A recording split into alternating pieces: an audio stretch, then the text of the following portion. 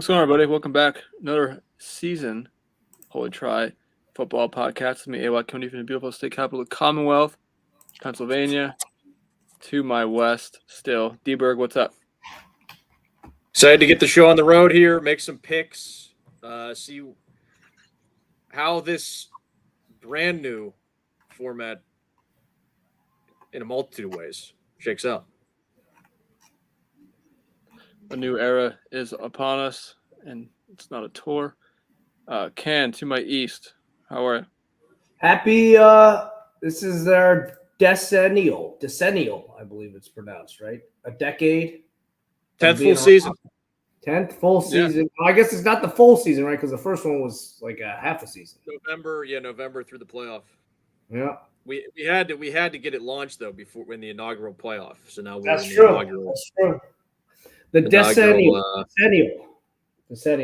Who were the big picks that year? You had UCLA and Cincinnati. Is that what it was? For 2015, yeah, I had UCLA was different. I definitely had Cincinnati and the lost tape that never made it to all the way. The original episode. The original episode at the hotel suite. Yeah, I definitely had Cincinnati, but the other three were generic. But yeah, one year I had UCLA. Me and Galloway had UCLA in there one year, and there's been some lousy ones. Yeah. Did I even end up picking Washington last year? I can't remember. I don't know. The conductor. Oh, what's he doing? Wow. I think he's looking hey, Davey. He just texted me. He said, sorry, what's up? He must have thought – I called him earlier today. He must have thought that we needed him or something. Now that he's a podcasting savant on his own. He is. He's conducting his own show. Wow. That's true, yeah. Unfortunately for Dave, the baseball season ended with the Pirates' 10-game losing streak, so it doesn't count. According to the social medias, they're apparently the Phillies though are coming back alive from what I've seen on the social medias. Coming rejuvenated after suckage. Yes. Yeah, shout out to his family. Shout out to David and his family. Yeah, exactly. And the Ford Phil's Boardroom family. Yeah. Dave, do you want to drop in your schedule? It seems to be a little. I got my notification. Your schedule does seem to be a little erratic. Do we want to give an addendum to the shameless plug for the Phil's Boardroom as to how? This is free advertising, David. Yeah, collaboration. You should do the same. You should return and like fashion on yours. Give us. I don't know. Do they do it on YouTube? Do they put it up on YouTube? I see it on Spotify. Spotify, I follow them. He probably already stopped watching us. All right. We'll catch you again soon, David. We'll catch the Phil's Boardroom. A drone strike from Davey. If you're so inclined.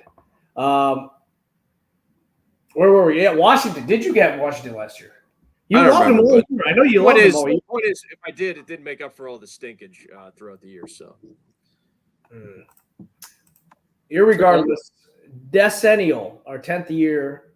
Welcome. Oh, hands yellow, heart red. Very good. Yep. I don't think emojis come through on StreamYard. Yeah, I mean, I don't know. We've had our moments on here. Absolutely. Absolutely. Good and bad. We can't say we stand the test of time. We've been in this game longer than just about everybody else. That is true. We're in the 10th percentile. We're just not selfish. Is it 10th or 90th? The top 10 percentile. Yeah, there we go. Same. Yeah, there we go. So yeah, we're here this year, 2024. The new playoff. We've been around since before the playoff, or I guess technically the very beginning of the playoff, almost before the playoff. It's been a long off season. We're gonna get the team previews here shortly, but if I hear one more outlet say this 12-team, I'm sick of it. So I can only imagine somebody else in here. This 12-team playoff was built for you gotta for Penn State.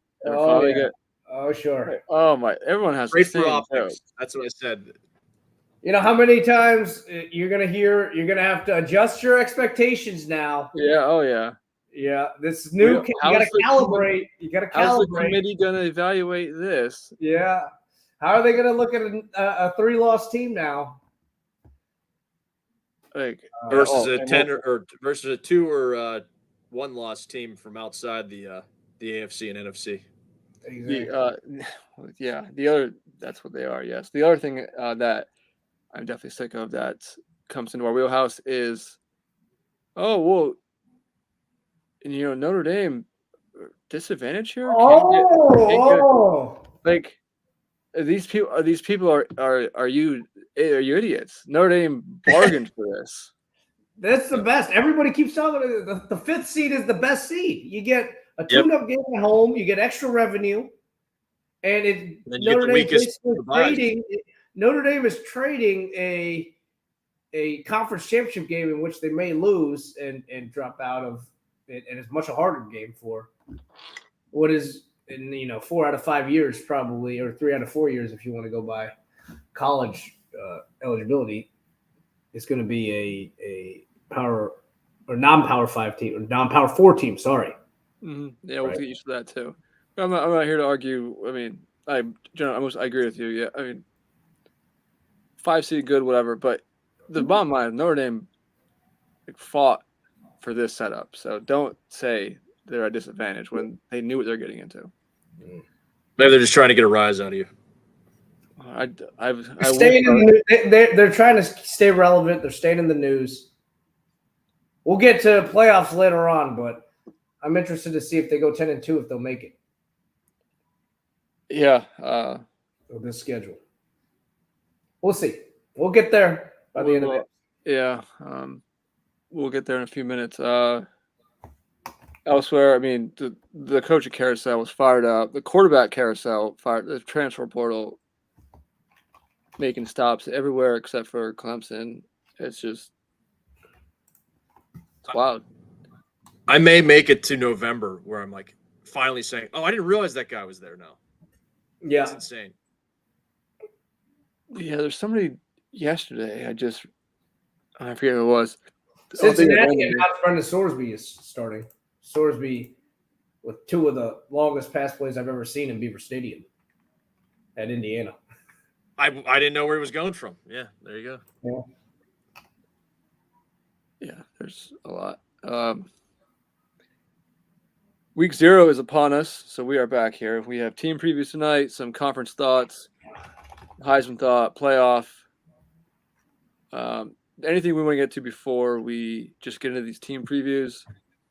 And if you have no interest in Notre Dame, Penn State, or Pitt, then just take a snooze and fast forward and get to the last 15 minutes or so. Or we just fire off. Once you're live, then you're out of luck. Just fire off thoughts, which is going to be the best part. Oh, yeah.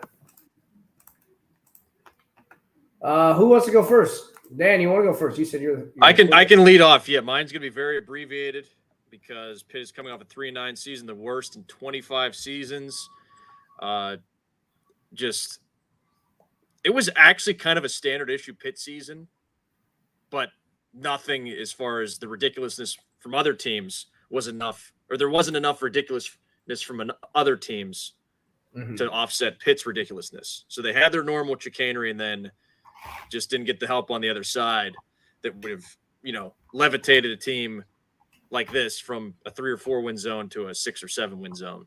So really the only thing that I think is worth noting, they've had an OC change, Pat Narduzzi switching back to an up-tempo.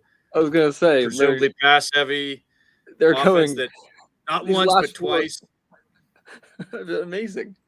Back and forth. 2 teams ran, since. I mean, it's just that's a whole different thing that I've unpacked numerous times on here, so I won't do it again.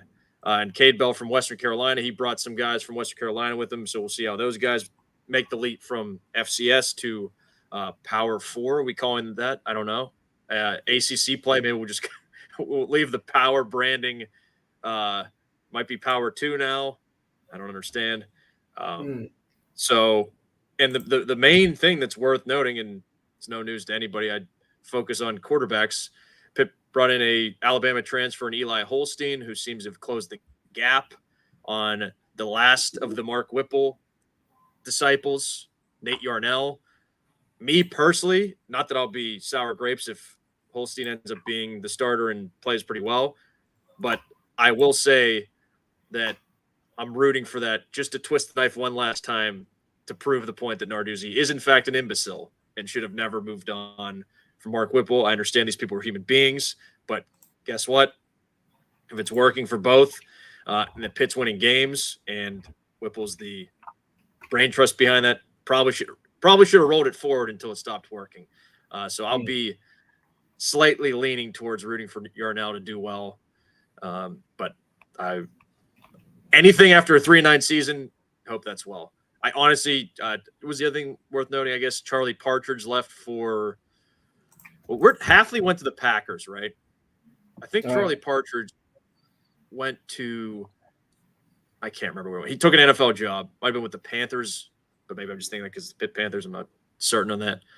So, kind of sucks that someone who did so well in recruiting and was at least partially responsible for the defensive linemen that have come out of Pitt pretty consistently. He left the cupboard a little bit bare as opposed to what they had most years. You had someone you could count on the defensive line to be an impact player. Doesn't seem to be the case, but nobody's going to be super bullish on a team coming off 3 nice seasons, especially in the ACC, where it should be at worst 6-6, rinse and repeat most years. So I will pull up their schedule here, which actually sets up okay, but as is customary with I have to qualify. Pitt could lose to any team on the schedule. Home for Kent State. I think they pull that one out at Cincinnati, and home for West Virginia. I think they split those two. If you really want to make me pick, I will say they win at Cincinnati and lose to the good average West Virginia team. Home for Youngstown State. So I think they get out of September actually 3-1. And ACC opens after a bye week at North Carolina. I will say that's a loss. Home for Cal. I mean, I don't know if what's his name still there? The same guy, Wilcox. Mm-hmm. That team has kind of been. It's weird. 3 or 4 to 6 or 7 wins most of the time. They got a nice running back, Ott kid. Yeah, yeah. You have to go out. You have to go Josh out Ott? there. Josh, No. You got to go out there, or they go to you.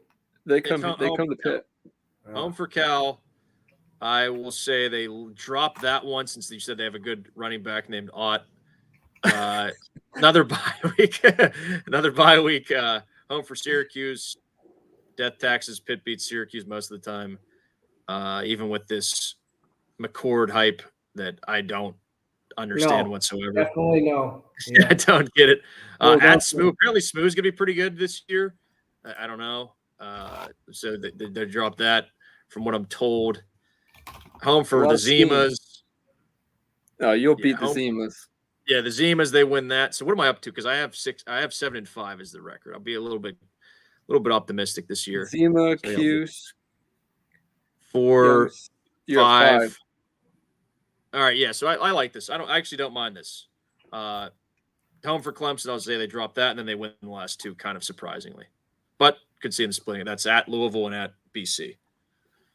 So I will say, on balance, the offensive philosophy shift works out. And I don't know who the quarterback's going to be. I already said my thoughts on that, though. So. I don't either. I just assumed it was Yarnell, but yeah, that was what everybody assumed. And then there has been some buzz. I think it was like Luganville somehow reported that Holstein's closed the gap, but I think they both have been playing okay, which take that, I suppose.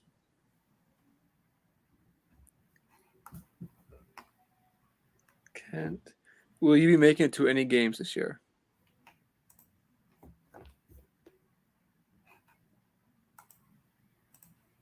Who's that, me? No, damn, he's on mute. Dan is on mute now. Yeah. Muted, sorry. Oh, now you're muted again. New technology issues. New technology, new season. Everybody's got their new gear. What do you think about Pitt, Can? I think I'm thinking. I'm usually pro Pitt. You are. I'm only thinking. I think the ceiling here is the roof at 6. Ooh. Ooh. Well, they've got the Kent State and the West Virginia crossover with Penn State, so we can do a little comparison there and see do some transitive. See if there's any transitive wins that come out of there. I think the win against Kent. You saw Cincinnati is celebrating their 2008 Big East championship game against you guys on September 7th. Oh, that's okay. That's tough. 15-year anniversary though. Yeah, exactly. So I will go with Cincinnati there. But I think it'll be a good game. It'll be a good game. The aforementioned Brendan Sorsby. I didn't think we would have 2 Cincinnati mentions here in the first 15 minutes of the pod. And then so that's a close loss there. I think there'll be a loss to West Virginia there as well. You guys didn't play them last year, did you? West Virginia? Yeah. This is the return trip for the one. Oh, they did. Yeah, that was the embarrassing. I would say it was. Oh, that was the one. It was so ugly. It was like 23 to something. It was like really, 15. Did they get to the 20s or no? I thought it was 15 it was something or like other. It was like 15-6. Jurkovic threw like 4 interceptions or something. Exactly. It was dreadful. Yeah. Okay, so this is back in the Creasier. Yeah. That it is. Yeah. This is how long is this series for? Is it 4? They keep extending it. I Really? think it might go to 2028 or something like that. Really? Point. Okay. Yeah. Yeah, I'll take the win there at Penn State SOS, of course. Have to. Youngstown State, I'll give you that one. So you got 2 and 2. Carolina, you guys always. I mean, we never beat them except for once, I think. Except for the one time when you guys upset them, right? Once or twice. I think it might have been 2 years in a row. A couple of times. I mean, after Switzer left, right? In those. Of course, yeah. Yeah. I'll take Carolina here, even though I think it'd be a good game. I think it'd be very evenly matched. I will give you guys Cal. I don't believe in this Cuse. I think a little bit of smoke and mirrors up there. I'm not a big believer in Fran Brown. I think he's dynamic recruiter personality. Nah. So I'll give you that one as well. That's putting you at 4 and 3 right now. Yeah, that's about where I was. Going down to SMU, I'll say that's an L. Virginia, who are they playing? Are they starting Calandria? They don't know that team. I did not get that deep in the weeds. that team's not good. I'll give you that win. That might be Muscat again, actually. Muskrat. Wow. I did hear both of those names a few days ago, and I don't know if they know yet. Yeah. And then I'll give you 2 losses there with Clemson and the Ville. And then Chestnut who's Ville have again at QB? They got somebody, right? Yes. I'm drawing a blank. I remember seeing it whenever I was looking at their schedule not too long. Or looking at them. They just lost their transfer receiver. It's Show. Oh yeah, that's right. Yeah, and that's why it was not. I knew I had it subconsciously. There was no way I was picking them to beat Pitt. That's why that guy's a fucking hack. They got the show. They got the show. Was it like 4 years ago? I told you in that one mock draft he was going number 1. Yeah, it's so painful. Yeah, he stinks. That's why. That's exactly why. I was in my subconscious somewhere. That's what it was. But you end the year at Bill O'Brien. At Bill O'Brien, you got to go with the Penn State revenge game. Penn State pride there. I will go 5 and 7. So 5 and 7 for Pitt. All right. I think you get that one. Then you go bowling. Maybe you draw. Maybe we finally get Oregon State back in the Sun Bowl. Wow. Yep. Sun Bowl will be a little too high for that, I think. Even though they were there last year. They just go back again. Yeah. 5 and 7 still could be good enough to go bowling. How's your graduations these days? It worked for Minnesota last year. true, yeah. How's APR these days? All right. All right. Moving on. I'll dive in here. I don't think it'll be too long. I knew you were going to say that. It's a yearly tradition at this annual. Where do we start? I mean, obviously, the big headlines: Penn State replaces all 3 coordinators. Offense by choice, defense not by choice, special teams not by choice. They're bringing Kotelnicki, bring in Tom That's Allen. the guy from Kansas, right? That is the guy. That is the offensive coordinator from Kansas. Everybody has time and again, gushed over his ability to make more with less at stops in Kansas, Buffalo, and all over the place, following around Leopold. And so we've got him coming over from Kansas. Obviously, and the same thing goes for Tom Allen. Everybody says, these guys were able to do some good things with a lot lesser talent. Tom Allen at Indiana now coming over and being able to focus squarely on defense as well. People are excited, and he seems excited as well. So he's got a very strong foundation to build upon and high expectations as well. I do think that defense, I'll start there, is going to take a little bit of a step back because, last year's numbers were really good, obviously, but I think more than that, I think those might have been inflated a little bit. I've seen a lot and heard a lot about, those first few games Penn State played.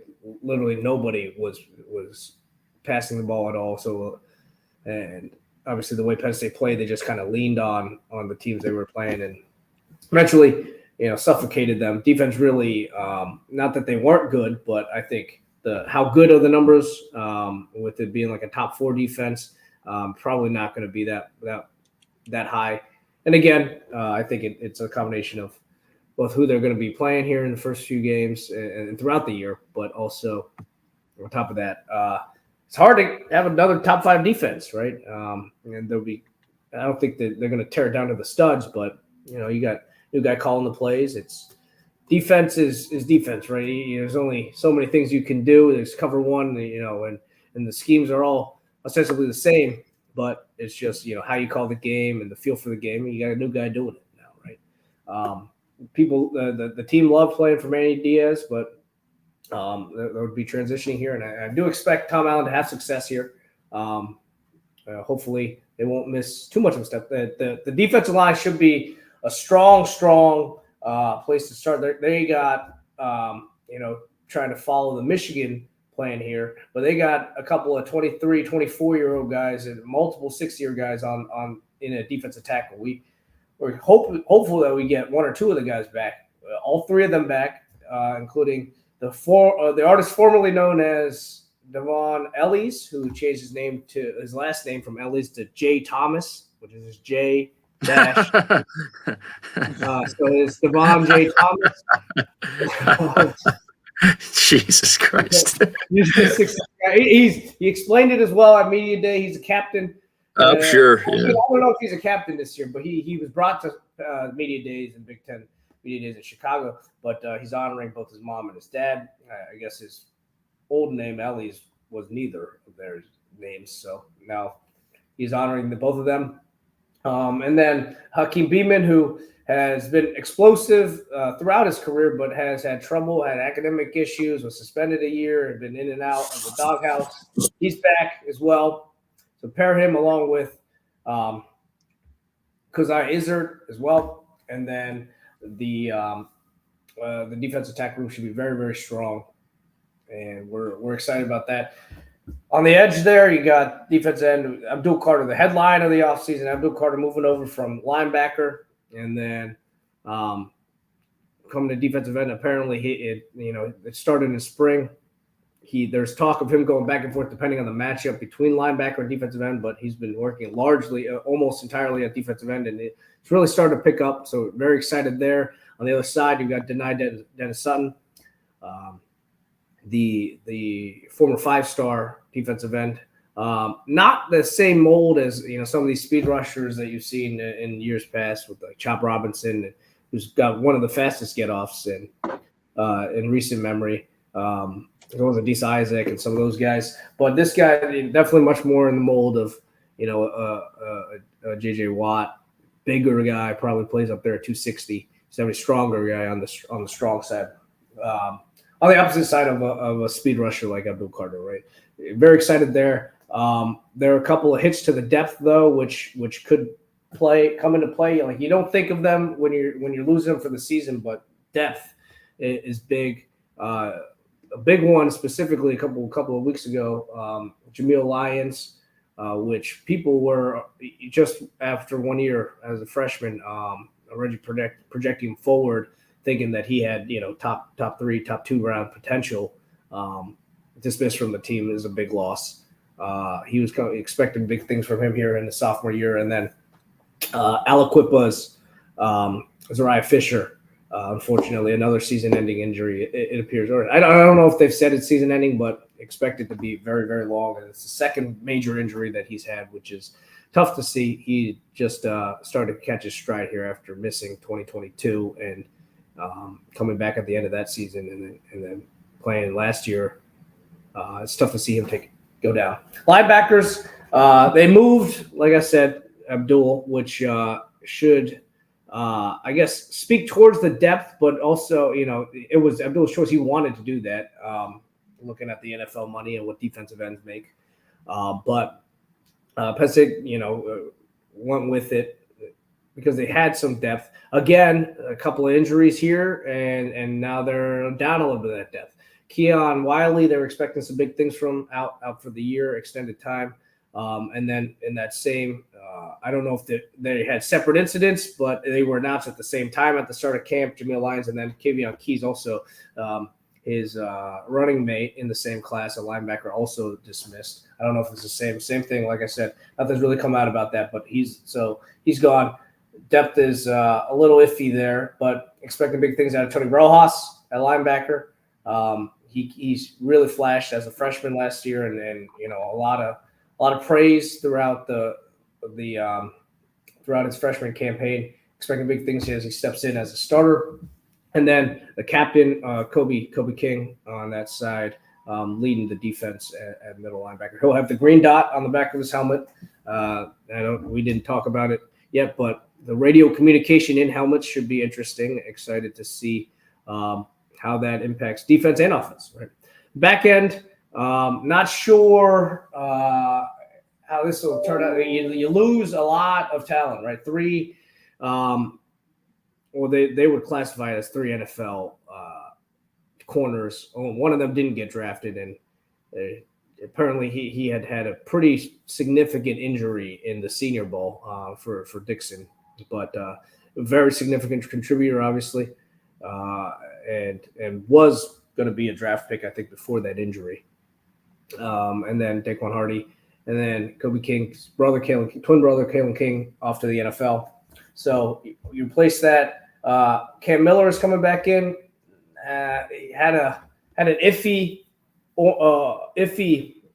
Peach Bowl, which I think it was a little tough. He was in the right spot a lot of the time, but just got beat in jump balls and one-on-ones. Hopefully he, with more time, he's got a better feel for that now and will be able to hold his own.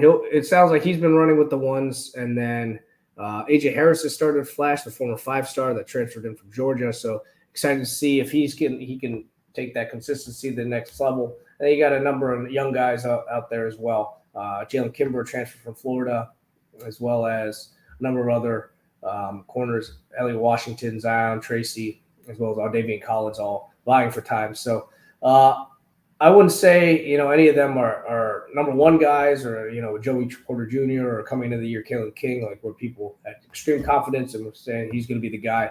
But a lot of names that hopefully will continue to develop, and if all goes well, knock on wood, we're thinking a big year and maybe an even bigger year next year for AJ Harris, a guy like that. Defense overall, I think, should be pretty strong. Again, another good year. I expect, a top 15, top 10 defense Like I said, numbers may not look as good as last year's, but I think it'll still be pretty impressive and should be pretty strong. Again, you say it every year. Hopefully, people stay healthy, but I think especially in that defensive end spot and linebacker spot, Penn State's really got to keep their fingers crossed. I'll move over to offense, and I'll try to keep it more brief now because I've been rambling on. There's not as much to be excited about aside from the Kotelnicki hire. The common refrain has been really looking to involve and their playmakers and get their playmakers involved. That was the biggest complaint with Yurcich, and Franklin has really, I guess, come out and said it more forthright now as time passes. But there's players on this team that Penn State did not involve or really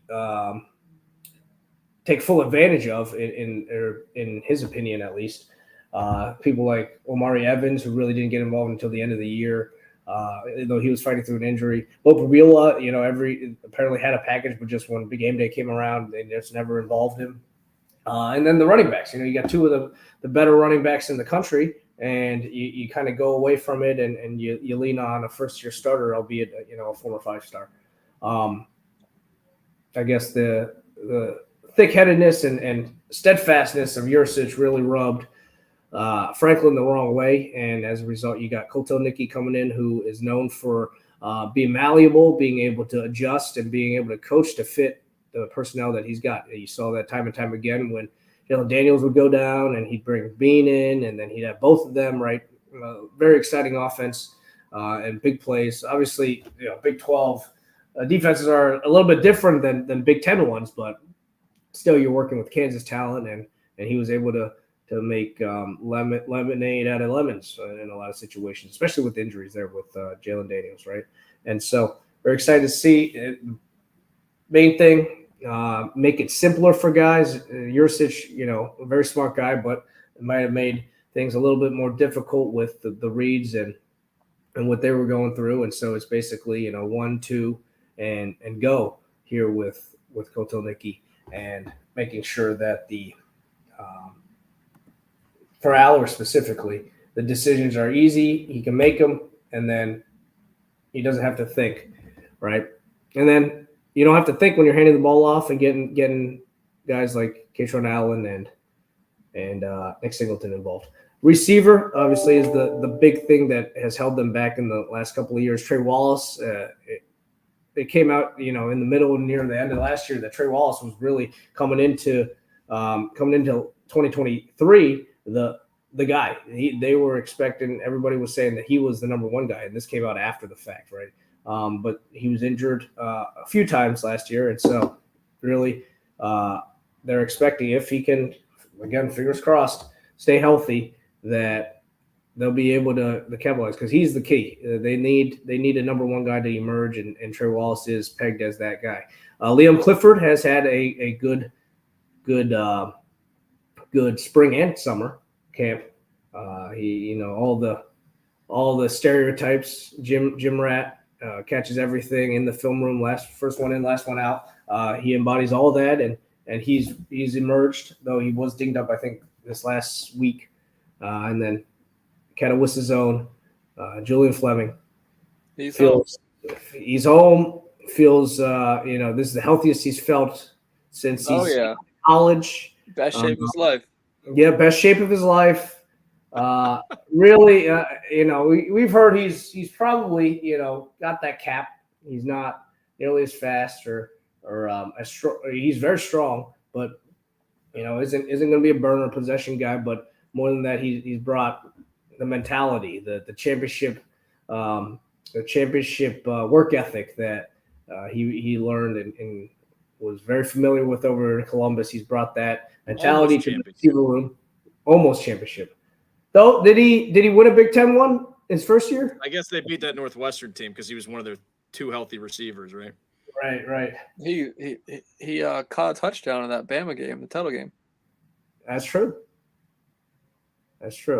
So Big Ten. He's been on the big stage. Yeah, he's Big Ten champion at the very least for 2020.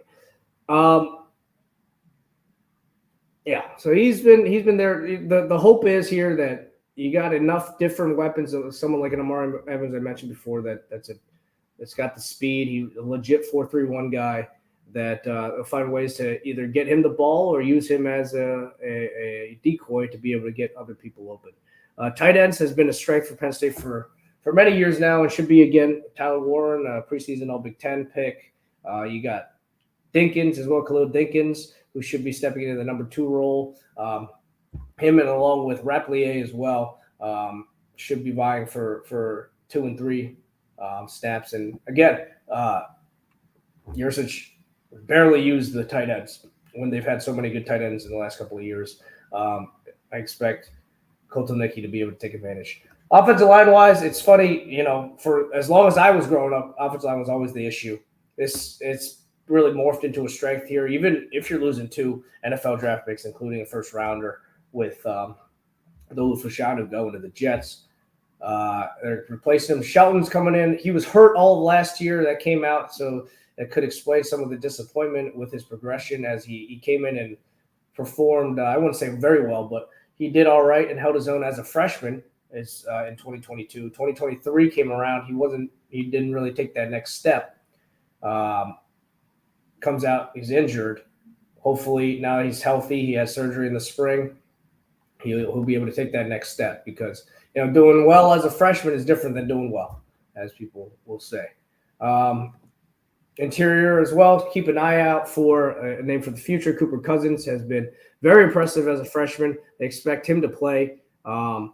He came in as college ready as any lineman in recent memory, and they're very excited about him. So keep an eye out for him. I don't think he'll start by any means, but I do think he'll get some time, and excited to see how he develops over the next few years.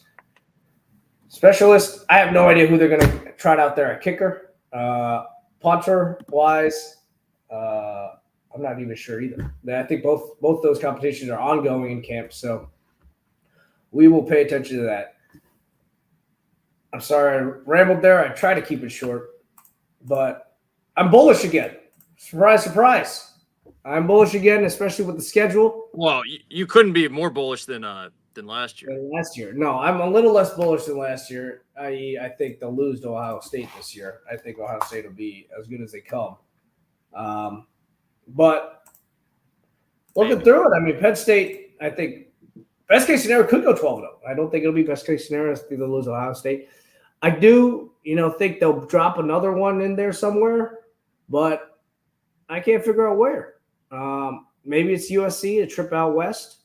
I don't think it'll be necessarily that Wisconsin game. I don't think Wisconsin is that good. So maybe I'll go out west with USC, but I don't think they'll lose to USC either. So I think, as long as they start to get going here, I do think they'll beat West Virginia as well next week.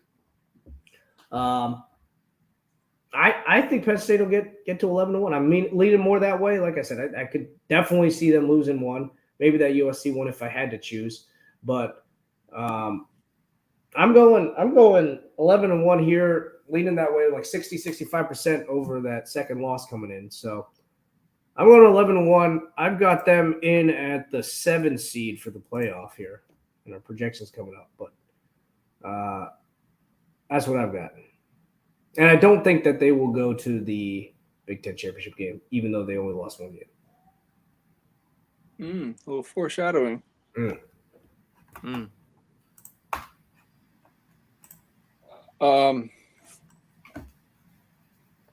guess a few thoughts on State. I'll start with Franklin. He just needs to shit or get off the pot. No, it's not even him. Just so many guys have come through here OC, and he finds an issue with it, and what's the common denominator? He twisted and turns it to fit his way, get people on his side. Take your hands off the offense and let Kotelnicki do his job. Yep. Like,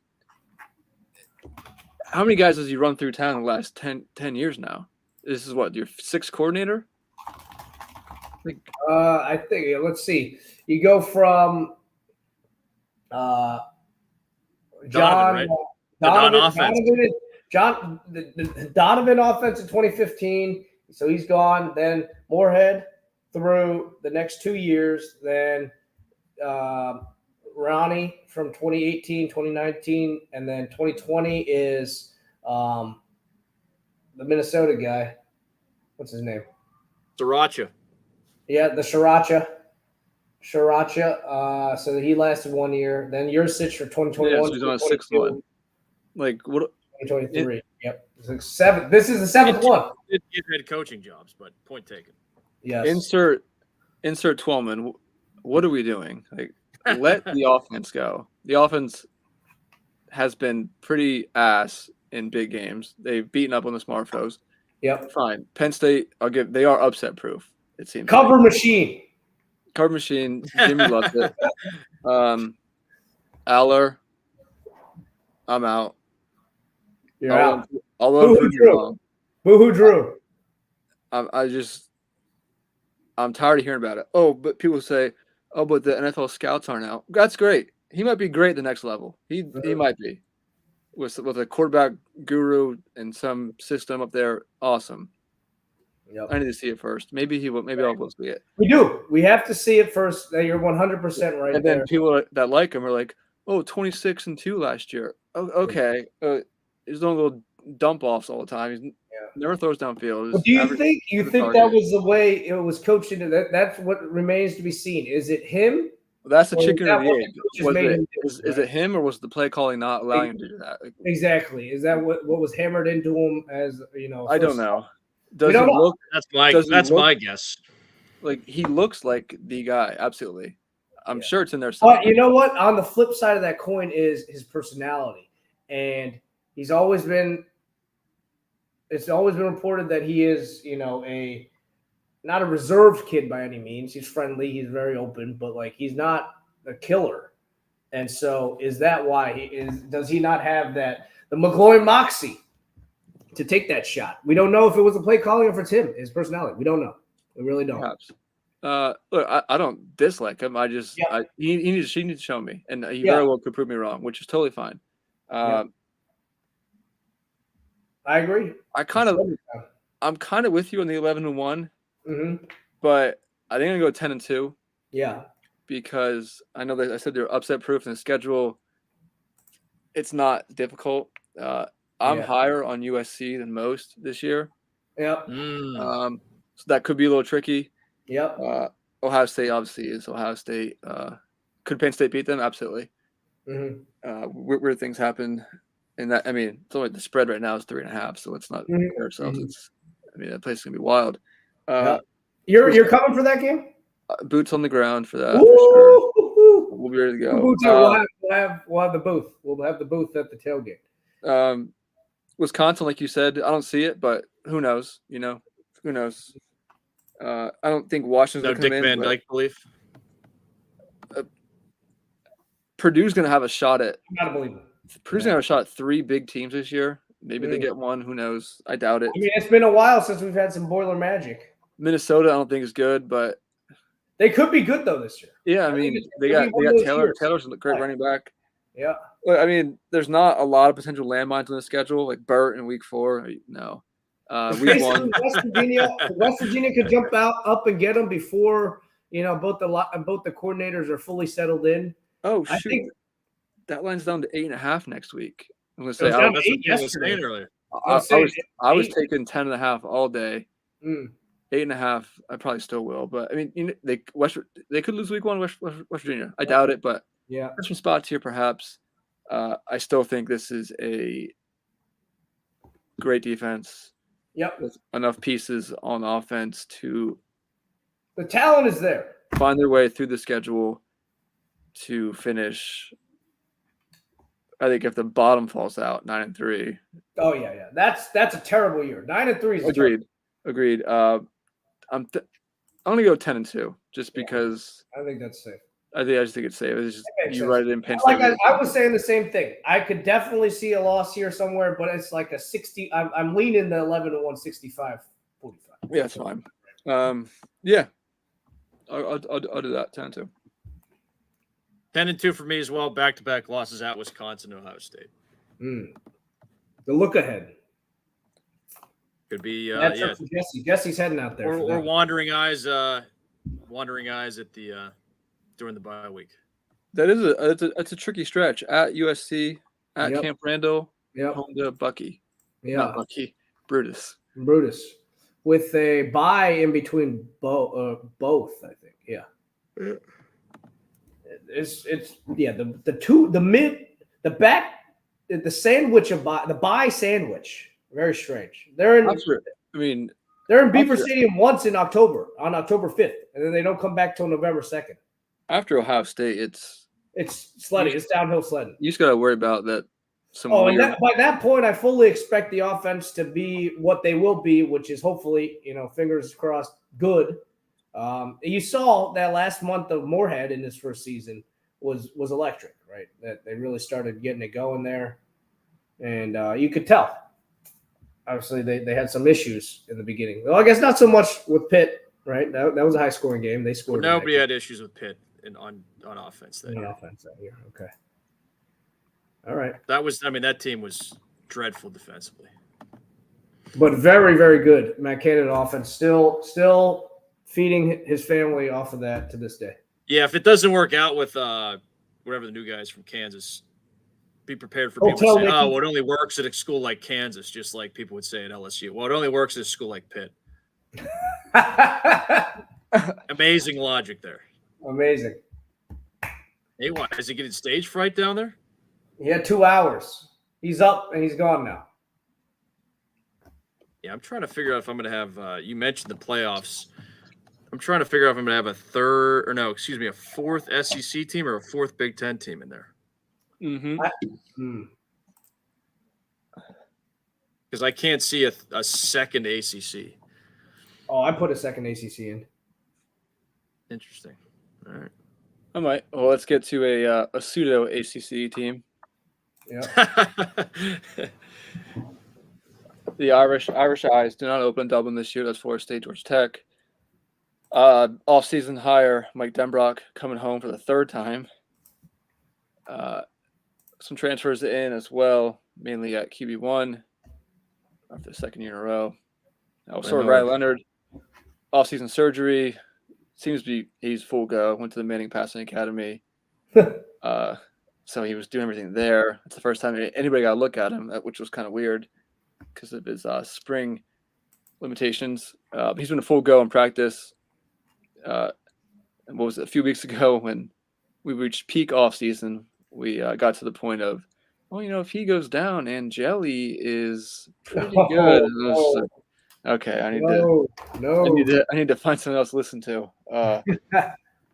off that nice Sun Bowl victory. But CJ Carr is the plan for next year. Oh yeah. I know all you recruiting insiders know that Deuce Knight is out the door, but that's recruiting talk for another day that I'm not too concerned about. Running back room, Estime is gone. Jeremiah Love, Jerry and Price. Should be a pretty good 1-2 punch. Big fan of Love.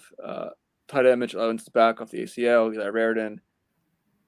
So Evans was the number one target last year because there's no freaking receivers. It was just an embarrassment at receiver last year. I think maybe we probably said it in our chat too, but I know I said it with the guys at home. Do Penn State and Notre Dame have the worst receiving cores in the Power Five? And I think they might. That's probably stretch. It was probably pretty close though. It was so bad. But this year Notre Dame did bulk up receiver. Chris Mitchell in from FIU, 1,100 yards last year for whatever that's worth. Productive body nonetheless.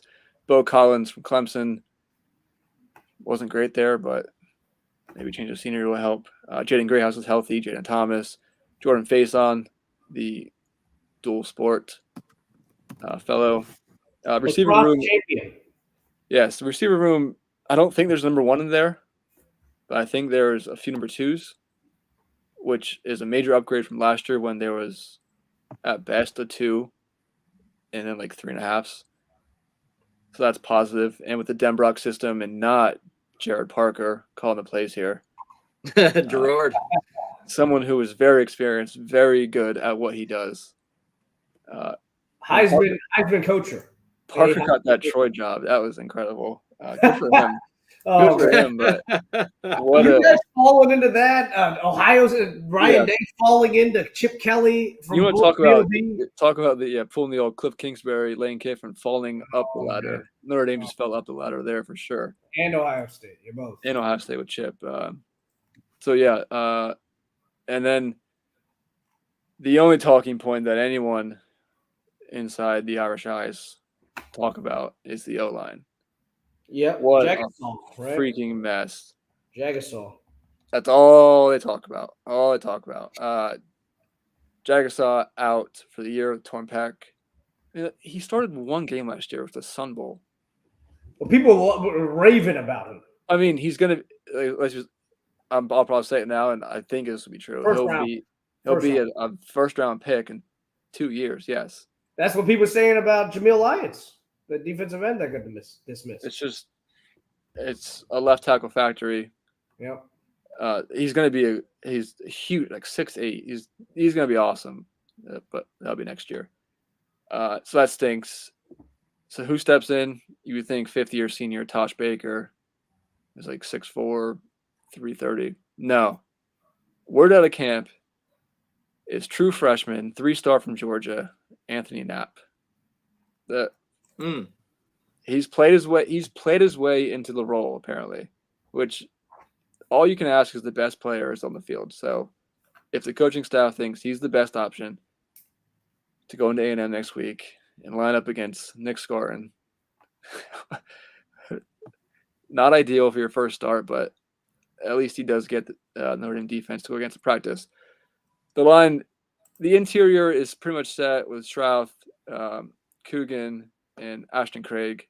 Zeke Corral could have came back as a grad transfer, but the coaching staff pretty much said, hey, you're out of job, so go find a job elsewhere. If you want to play, wish you the best. And right tackle, looking like Emil Wagner, redshirt sophomore, so pretty young on the ends, and some veterans losing out Rocco Spindler and Tosh Baker here. Will they cycle through perhaps? I don't see why not, but I think it's going to be a true freshman left tackle and a redshirt sophomore right tackle. Not ideal, but you've had a month to prepare for this. Basically one game next week and then try and smooth things out the rest of the month. But we'll see where that goes. I know A&M has some line issues themselves. So yeah, the O-line is the major question mark. Defense should be awesome. Again, they were awesome last year. Bringing RJ Oben from Duke, along with Riley Leonard, his teammate there. Botello, Howard Cross, Riley Mills. That's the front line. They're going to rotate in 8, 10, 12 guys. Linebacker, the green dot guy will be Jack Kaiser, a 6th-year senior, multiple masters, so he should have a pretty good feel for the all-gold defense. So at least just get everybody lined up. That's half the battle, I feel like. Kingston Velamu Asa, the true freshman linebacker, not starting as of now, but he's going to be the one to watch, I think, for the defense as the year goes on. Not that they need him right away, but he'll be the next leader of the D. Boubacar Traore. Lost Leafau. Much as I loved him, that guy was just out of control. Lost Bertrand too. But linebacker core is probably the weak spot in the defense, but I wouldn't say it's weak. Jalen Sneed out there. It's good. It's just the weakest part because the secondary was Benjamin Morrison, Clarence Gray starting over Jaden Mickey, bring over Rod Hurd at safety, and you return the Nagurski Award winner, Xavier Watts. Like that's gonna be the trivia question. No one's gonna know who Xavier Watts is, even right now, let alone 10 years. Xavier Watts, Notre Dame safety, Nagurski winner. Who? I thought people loved him. I feel like he's known. The other one, the other safety is the star though, right? Or am I thinking Xavier Watts and the other one is in the shadows? The star of the defense is Benjamin Morrison, the cornerback. Yeah, Morrison. That's the one I'm thinking. Yeah, he's the first round. Yeah. If not for Will Johnson, he'd be the top cornerback. Some teams might. Yeah. Like Morrison, we'll see. Morrison offseason shoulder surgery though. He said he is a full go for week 1. Is he the one that had a couple of pick sixes against Clemson? Or am I confusing? 2 years ago? Yeah. He definitely had a pick. I don't know if it was for 6. Oh. It might have been. When it was freshman. It was his freshman year, right? He had a great interception freshman year and a great just PBU sophomore year.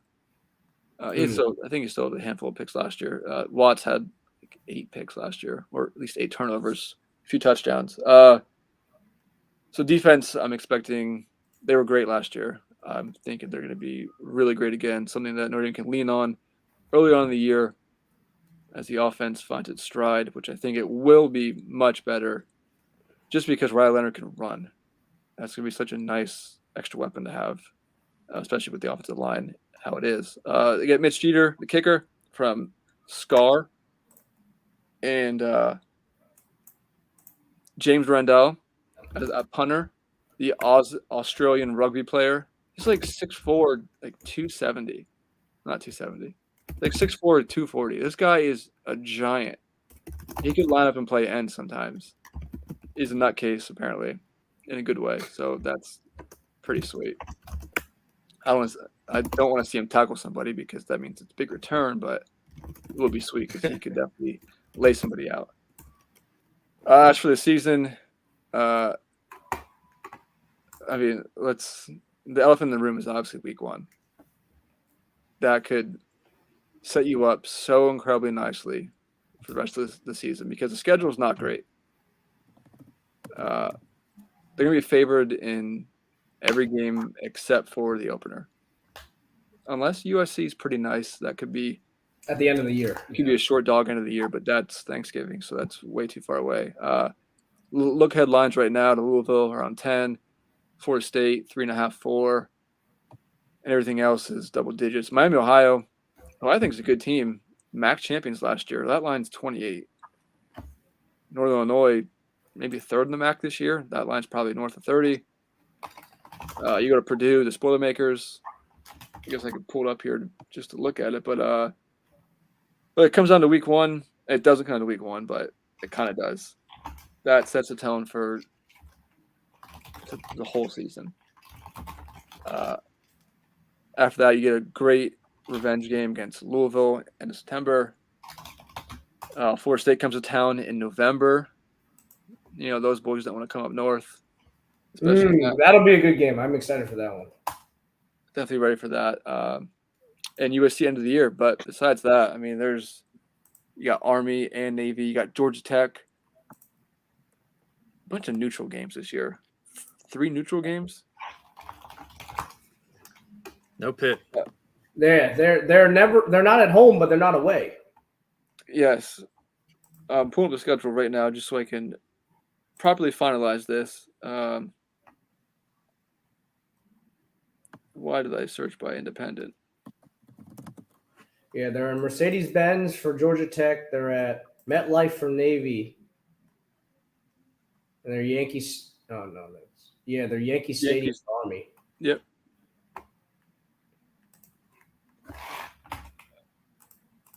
Those 3 games are fun as this loads up.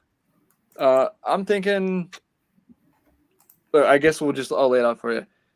Like we said with Penn State and Ken, I think 9-3 would be a bad year. Mm-hmm. It's too many of these.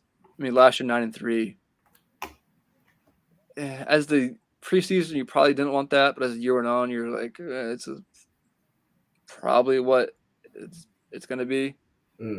9-3 would be a bad year. I think the goal for Notre Dame this year is.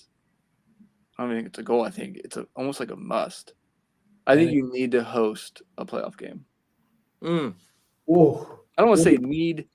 I think you should host a playoff game. I think you should. Because I mean, yeah, A&M, Northern Illinois, at Purdue, Miami, revenge spot, home Louisville. Stanford comes to town. Atlanta, Georgia Tech. You go to Do 2 losses get you to hosting? No.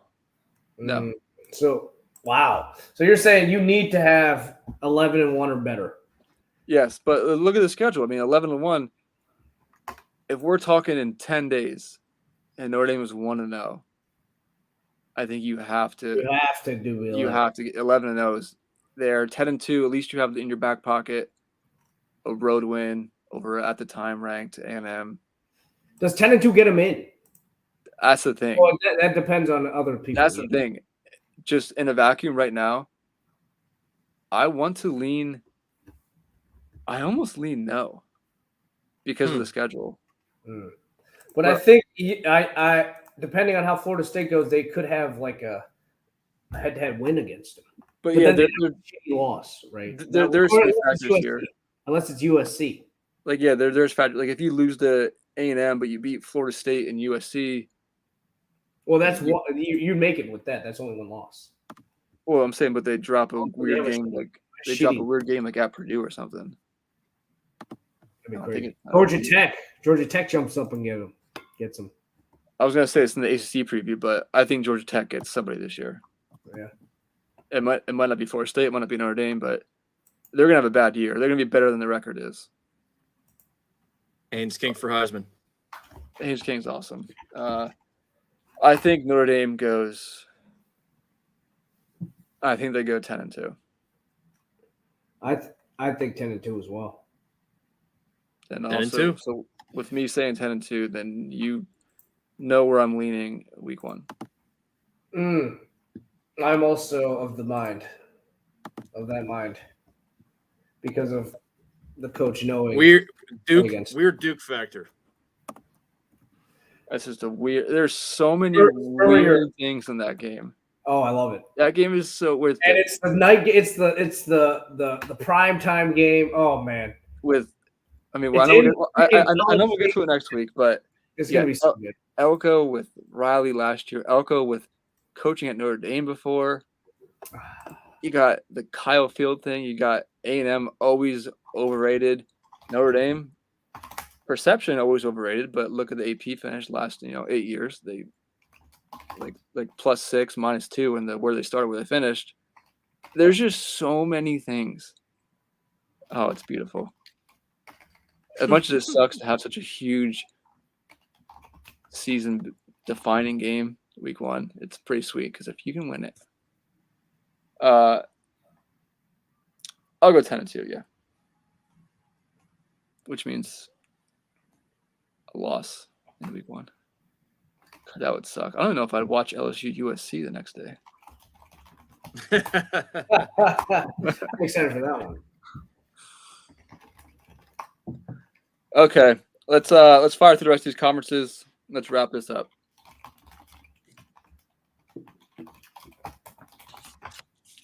Unless you have any other thoughts. Nope, no thoughts. Nada. All right. ACC, who wins it? Clem for me. Clem. All 3? We all agree. Clemson. What are the odds? Do you have the odds on there? Or do I have to look it up real quick? No, I did. Oh wait, I think I do. You got them in the +280 on the spreadsheet. Yeah. Who's the other side? Who's the other coin? Florida State or Miami, probably. Are you buying into the Miami hype? They had freaking Cam Ward as the preseason player of the year. I think. I guess I'm not. I feel like I should be because I think they could be really. They have talent. They have a ton of talent. In the trenches, they're awesome. Ruben Baines. Yeah, screw it. Well, Florida State's trenches are good too. Yeah. I got Clemp against Florida State. I do. I'll go Clemp Miami. Dark horse here, NC State. They're not good, but the schedule. I think the schedule is going to prop them up and have them in contention. Virginia Tech with drones, and again, Georgia Tech gets somebody. I don't know who it is. Could be Notre Dame.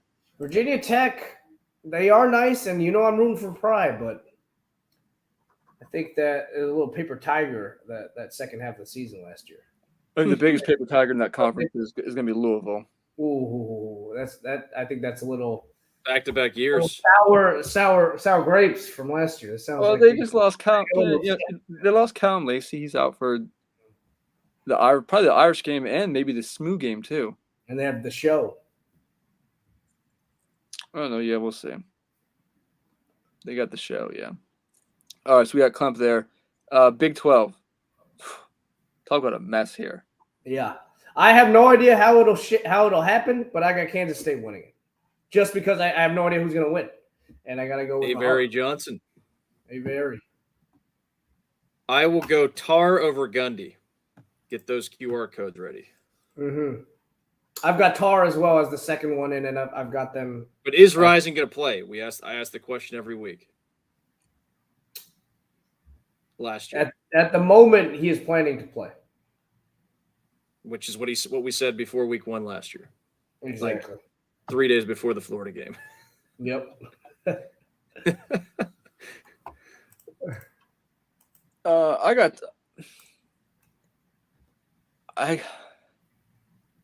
I have Tar there as well.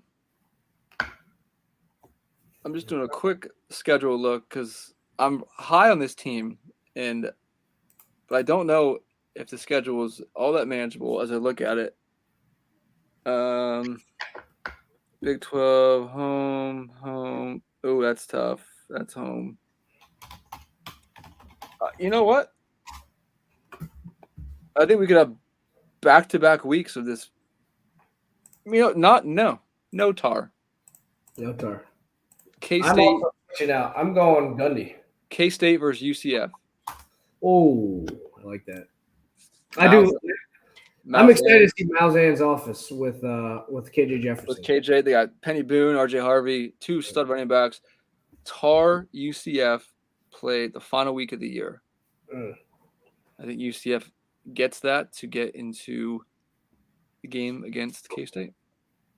Wow. I got K-State over Gundy. I think Gundy's got a lot of good talent there. That line just played for like a combined 16 years together, I think. Still Tar over Oklahoma State for me. I did not waver. So I've got Kansas State in at the 4 seed then.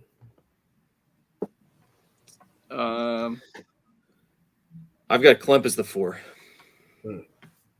But Clemp at 3. I'll give Clemp the 4. Maybe K-State will just squeak out a bunch of close games and go like 12-1. Like TCU. Yeah, exactly. All right. So we got ACC. We got a Big 12. How you guys seeing the Big 10? Are you seeing chalk in the Big 10?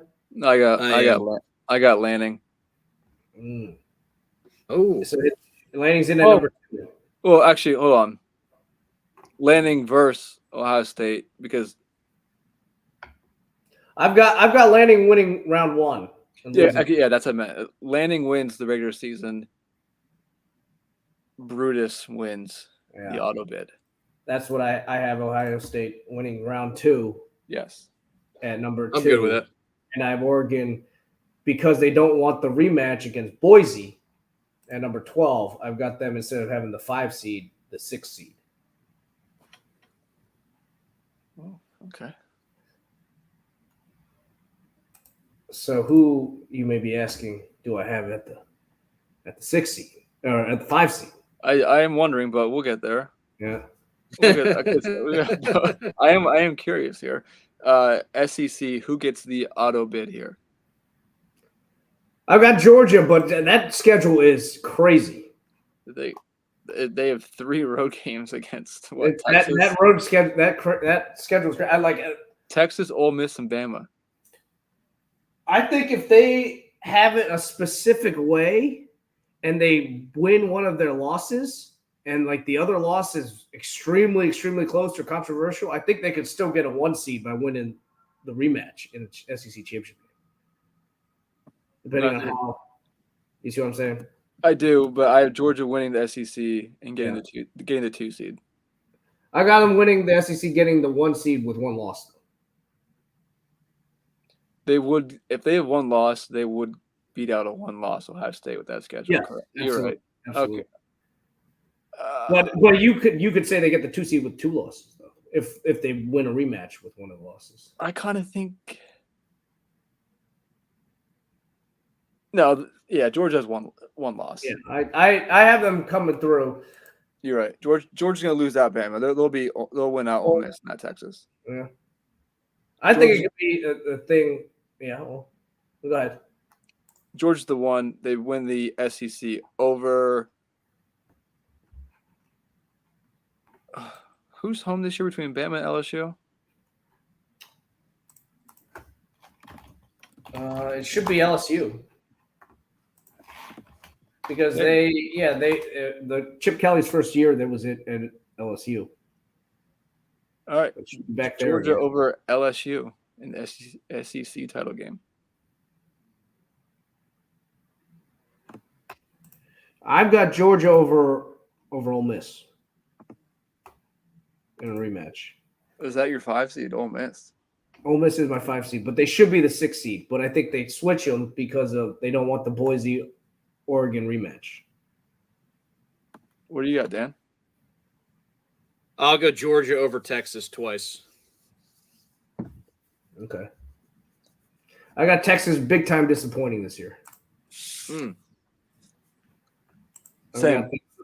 I've got them at 9-3 or something of that nature. Missouri could be lurking with that schedule. I got them. I'm out on Missouri. I think their schedule's easy, but I don't think that team's that good. Actually, that good. I think they're pretty good, but I think that they're drafting off of that season last year a little too much. No, who do you have for your rep from the group of 5? I've got Boise in there, avoiding the rematch with Oregon. Long John Silverfield, Memphis, 12-1. I was close to taking that one too. That Seth Hannigan to Rock Taylor connection is gonna be freaking sweet to watch. Lanning can't wait to play them. I'm just going over the schedule here. UNLV's tough, Boise. The only real roadblock for Boise after Oregon is at YO. I got Boise as well. Oh, wow. I do. I considered App State. Mm-hmm. I considered Tulane, and I also considered. I didn't really consider it, but like Liberty could be 12-0. Yeah, that's gross though. I bet you they take a Boise with the 1 loss to Oregon over Liberty. I'm hoping App State dispatches Liberty when they play. I think late September in Boone. So they'll be catching points, and I'll probably be taking those points. All right. So where are we at now? Then who do you guys have at 5? I've got Oregon at 5. Okay. Not worried about the rematch with Memphis. I've got Oregon. Yeah. I have Oregon at 5 as well. I had Oregon at 5 before I had Boise at 12. And so now I have Ole Miss at 5 and Oregon at 6. No, I can't do that. So I'll keep going here, which means I've got the 11-1 Penn State Nittany Lions at 7. Okay. Who do you guys have at 7? Alabama. Well, I'm just actually filling mine out now. I think there could be a big emphasis on not having first or second round conference rematches. Yeah, I've got Alabama at 8. Notre Dame is my 8 at 10-2. I've got Notre Dame out at 10-2. Okay.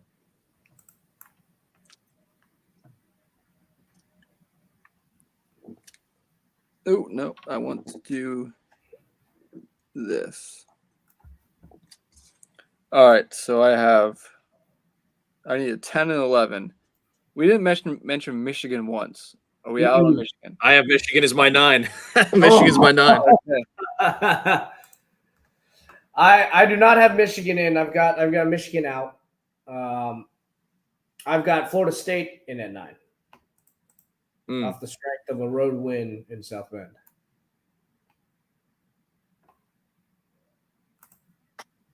Penn State is my 10. I'll wrap mine up.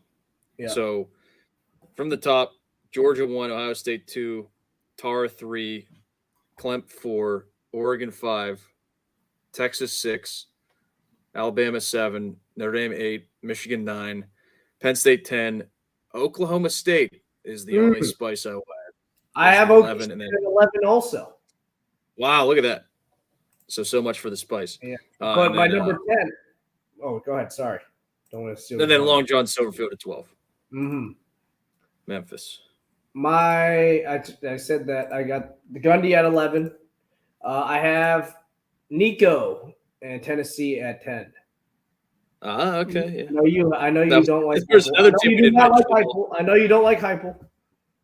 But no, yeah, I'm not. James Pierce, I like that. I like him down there. I mean, obviously, I love the offense from Heupel, so I think I'm excited to see what they're going to do.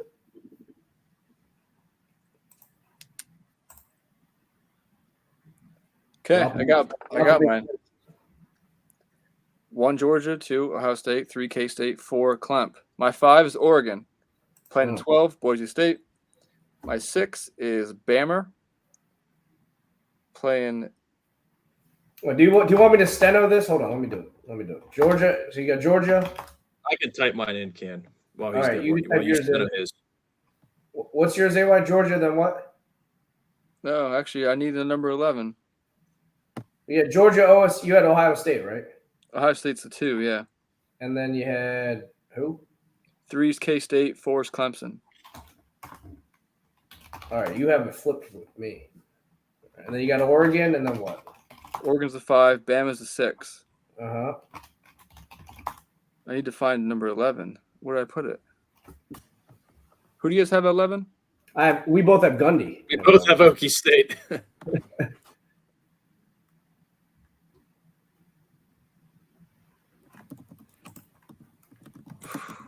I screwed up putting UCF up there with Tar. Over Tar, I mean.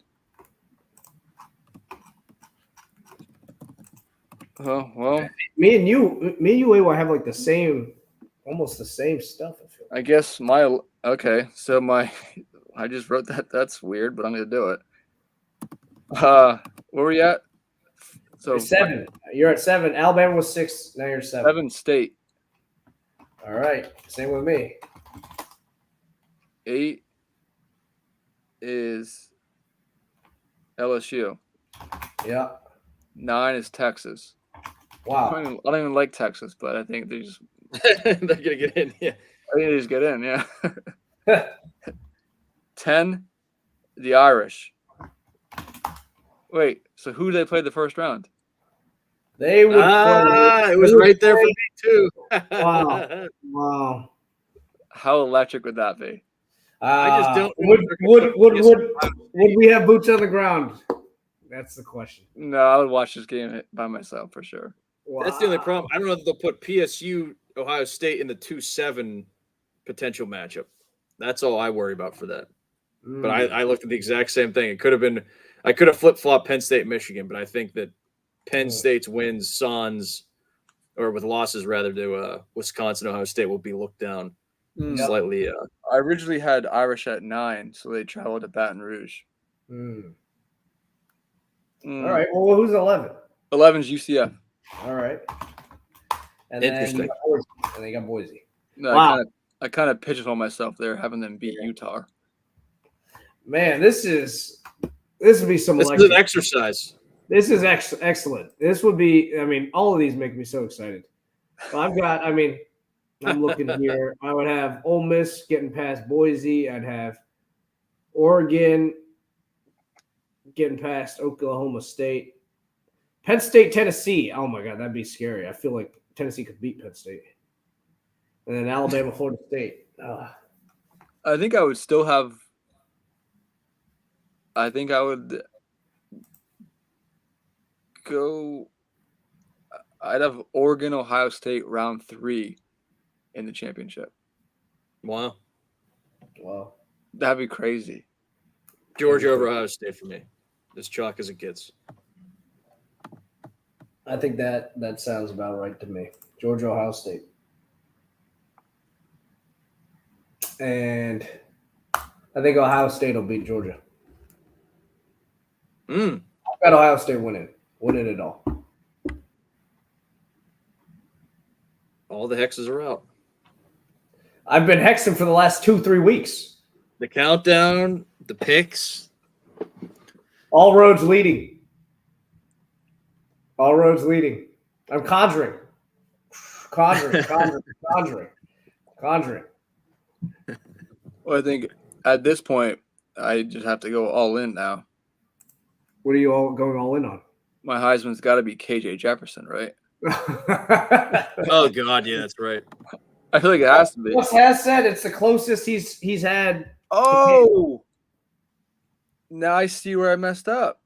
I had 2 number 10s. I can weasel out of this, Can. Okay. So take UCF out of the 11 spot and make it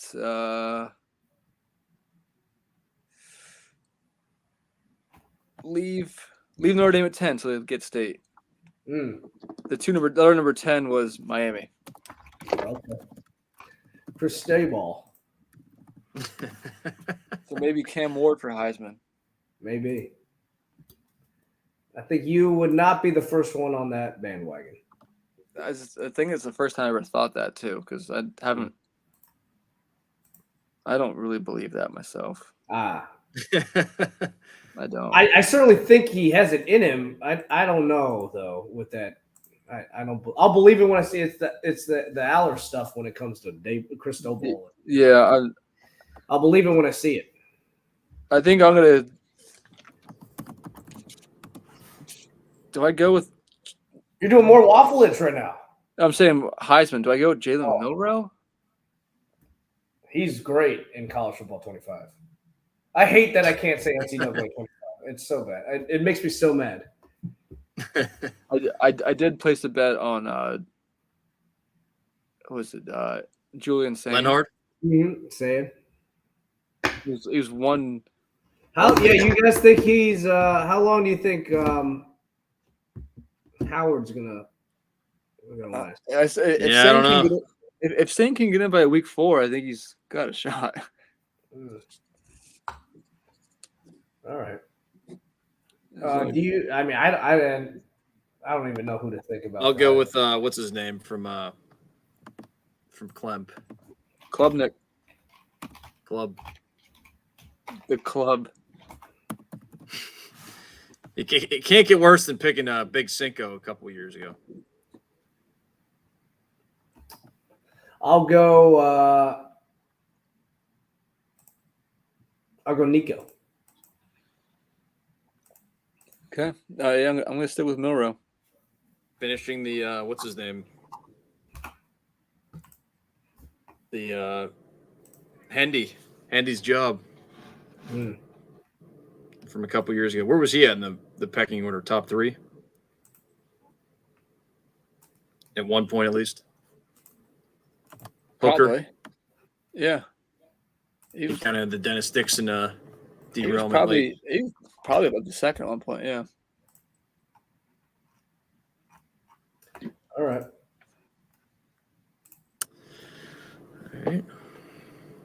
Week 0, and then week 0 in the books. We'll be back next week with the. Well, we got to pick the games, right? We got to get the week 0 into the books. We do. We got to get the week 0 into the books. I didn't even. All right, here we go. Week 0 here. Florida State, Georgia Tech. GT getting 10.5. Hold on, let me shift this over here for a second.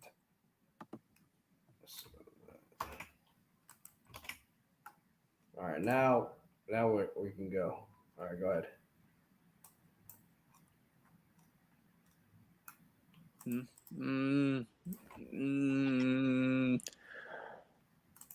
I am taking. I'm taking Florida State here. Okay. I think they just wear down the bad Tech defense. I think it'll be spicy for a first half, but yeah, I think they'll end up pulling away at the end and win by 17. I agree. GT covers and then has too much corned beef hash down the stretch.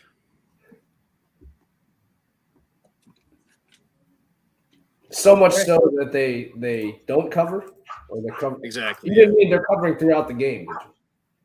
I do. Oh, a second. Hands home. I gotta let these dogs out. Oh, was that Remy or you? I thought that was Remy. No, yeah. No, that was him. You would think it was him, but no. Mm. All right, I'll bring us over to Montana State. State. Montana State. I believe they are heading to Albuquerque to face on the newly minted Bronco Mendenhall. Lobos catching 12 or 13 and a half. Opened at 4.5. This is remarkable. You got to go Monty State, right? I don't know how you don't lay him with Monty State. Oh, I don't. No.